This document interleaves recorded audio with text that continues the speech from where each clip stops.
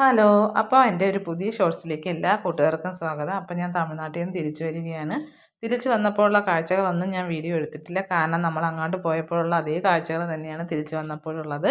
പിന്നെ നമ്മൾ സ്പെഷ്യൽ കയറിയെന്ന് പറഞ്ഞാൽ കുളത്തൂപ്പുഴ അമ്പലത്തിലാണ് കേട്ടോ. അമ്പലത്തിനകത്ത് കയറിയില്ല. നമ്മൾ ആറൊക്കെ കാണാൻ വേണ്ടിയിട്ട് അവിടെ വന്ന് ഇറങ്ങിയായിരുന്നു. അപ്പം മക്കൾക്ക് മീനിന് പൊരിയിട്ട് കൊടുക്കണമെന്നൊരാഗ്രഹം പറഞ്ഞു. അങ്ങനെ നമ്മൾ ഒരു പ്ലേറ്റിൽ പൊരി നമ്മൾ വാങ്ങി. 100 രൂപയാണ് വില. അപ്പോൾ ഈ മീനിന് നമ്മളിങ്ങനെ പൊരിയൊക്കെ ഇട്ട് കൊടുക്കണമെങ്കിൽ നമ്മളപ്പുറത്തുള്ള അരിമ്പാറ അങ്ങനെയൊക്കെയുള്ള സാധനങ്ങൾ പോകുമെന്നാണ് ഒരു ഐതിഹ്യം ഉള്ളത്. അപ്പോൾ ഇവിടുത്തെ ഒരു പ്രത്യേകത എന്ന് പറഞ്ഞാൽ ഈ മീനുകൾ ഈ കടവ് വിട്ട് പോകാറേ ഇല്ല. അതുപോലെ തന്നെ തെക്കൻ കേരളത്തിൽ പ്രമുഖമായ ഒരു അയ്യപ്പ ക്ഷേത്രം കൂടിയാണ് കുളത്തൂപ്പുഴ ക്ഷേത്രം.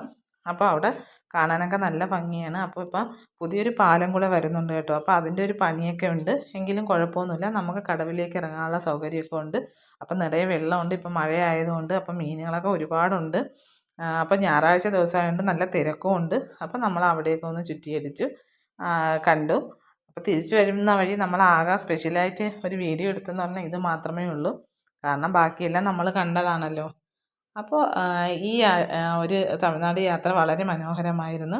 നല്ല സൂപ്പറായിരുന്നു. നമ്മൾ വിചാരിക്കാത്തതായിട്ട് നല്ലതായിട്ട് പോയി കാര്യങ്ങളെല്ലാം. അപ്പോൾ ഇനിയും നമ്മൾ പോവും കുറച്ച് കഴിയുമ്പോൾ.